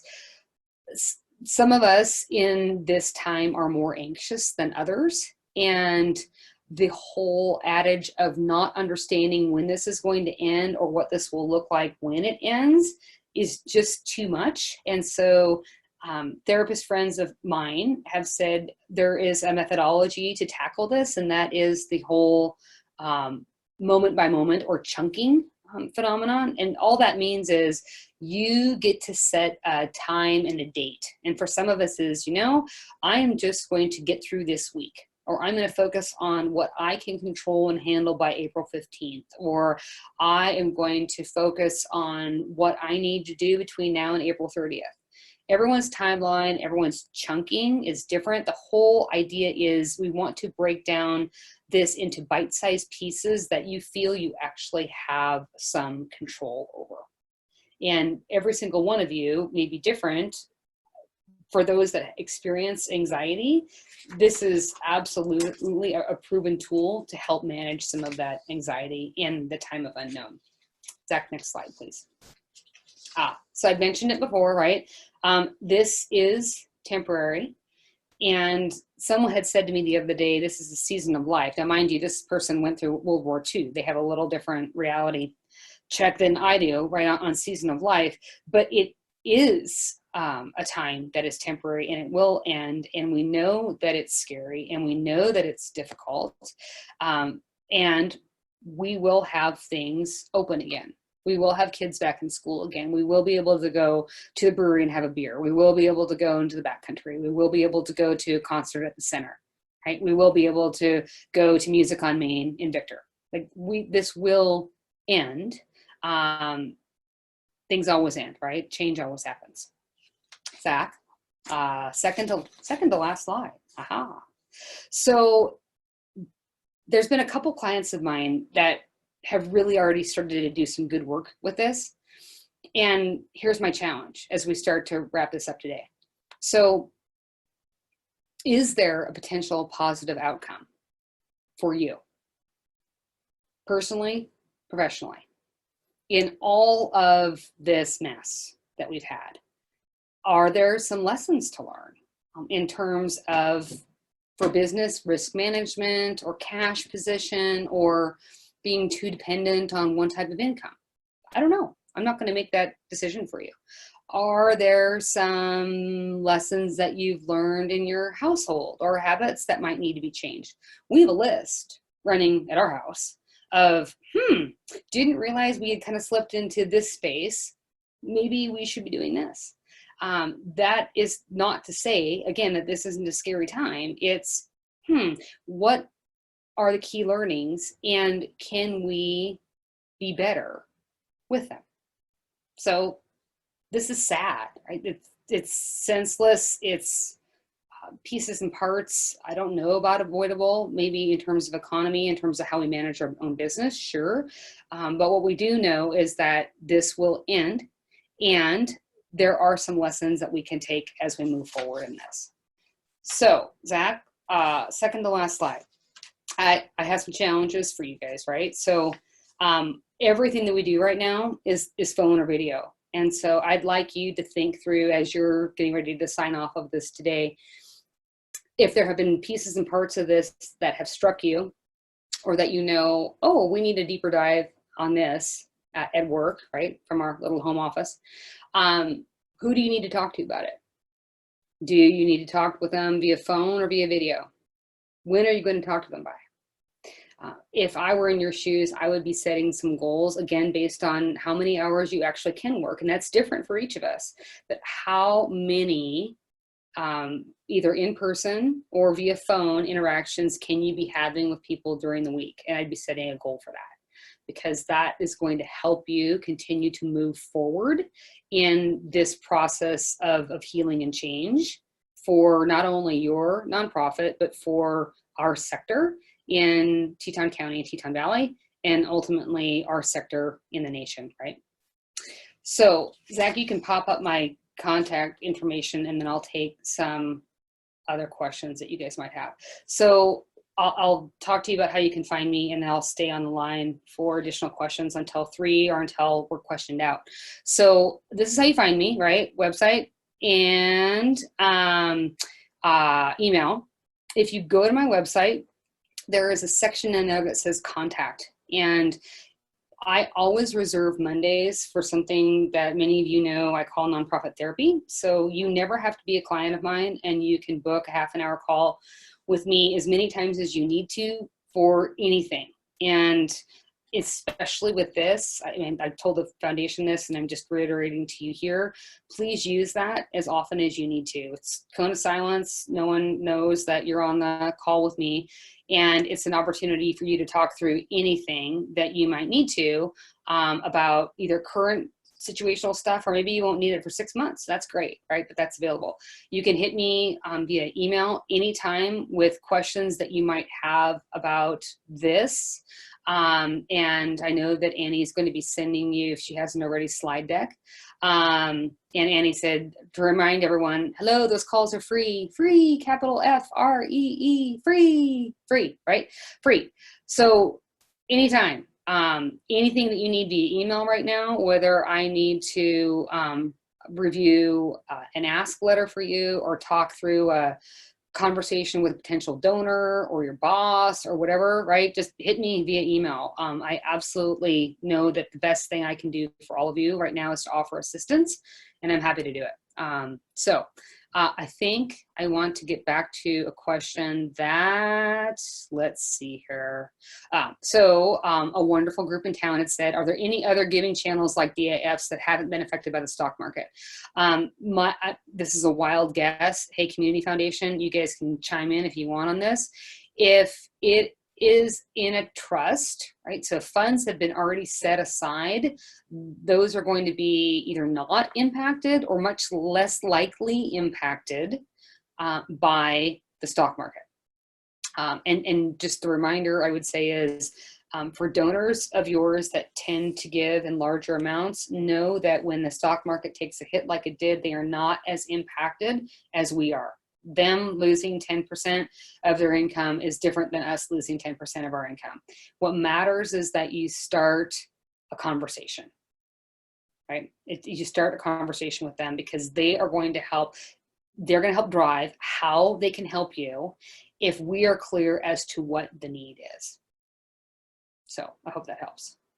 Any other questions about anything that we were having today, or something that wasn't today? I would just encourage you guys again.